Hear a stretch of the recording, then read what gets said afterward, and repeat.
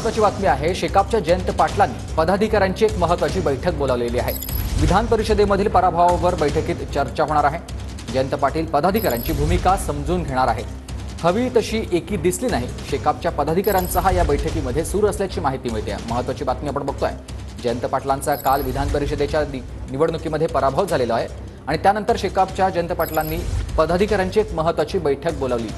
या बैठकीमध्ये पराभवाविषयी देखील चर्चा होत असल्याची माहिती मिळते। यावेळेला जयंत पाटील या पदाधिकाऱ्यांची भूमिका देखील समजून घेणार आहेत। हवी तशी एकी दिसली नाही असा सूर यावेळेला शेकापच्या पदाधिकाऱ्यांनी आळवलेला आहे।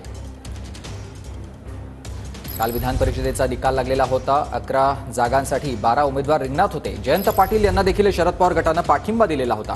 मात्र महायुतीचे सगळेच उमेदवार निवडून आलेले आहेत। महाविकास आघाडीचे देखील मिलिंद नार्वेकर आणि प्रज्ञा सातव यांचा विजय झालाय। मात्र जयंत पाटील यांचा पराभव झालेला होता आणि आता जयंत पाटील हे सिल्वर ओकवर दाखल झालेले आहेत। अत्यंत महत्त्वाची बातमी आपण बघतोय। एका बाजूला सगळ्या पदाधिकाऱ्यांची बैठक, तर दुसऱ्या बाजूला आता शेकापचे जयंत पाटील हे पदाधिकाऱ्यांसोबत बैठक घेतल्यानंतर सिल्वर ओकवर दाखल झालेले आहेत। सिल्वर ओकवर शरद पवार यांची भेट घेण्यासाठी जयंत पाटील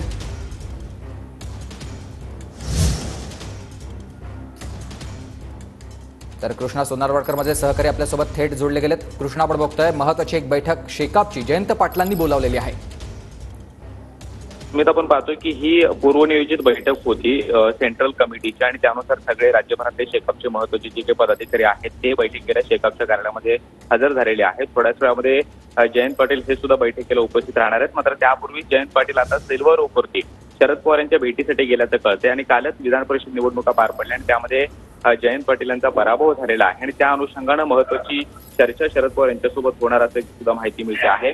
राष्ट्रवादीची जरी मतं मिळालेली असली जयंत पाटलांना, तरी मात्र उर्वरित जी काँग्रेसची मतं मिळणं अपेक्षित होतं ती मतं कुठेतरी मिळाली नाहीत असा जो काही सूर आहे तो महाविकास आघाडीच्या नेत्यांमध्ये आहे आणि काँग्रेसकडून त्या पद्धतीची भूमिका सुद्धा आता घेतली जात असल्याचं पाहायला मिळतं आहे। मात्र त्यानंतर दुसरीकडे आपण पाहतोय की शेकापच्या कार्यालयामध्ये राज्यभरातल्या शेकापचे जे काही महत्त्वाचे पदाधिकारी आहेत त्या प्रमुख पदाधिकाऱ्यांसोबत थोड्याच वेळामध्ये जयंत पाटील यांची एक महत्त्वाची बैठक होणार आणि या बैठकीमध्ये कालच्या विधान परिषद निवडणुकीमध्ये जो काही पराभव झाला त्या अनुषंगानं सुद्धा चर्चा होऊ शकते।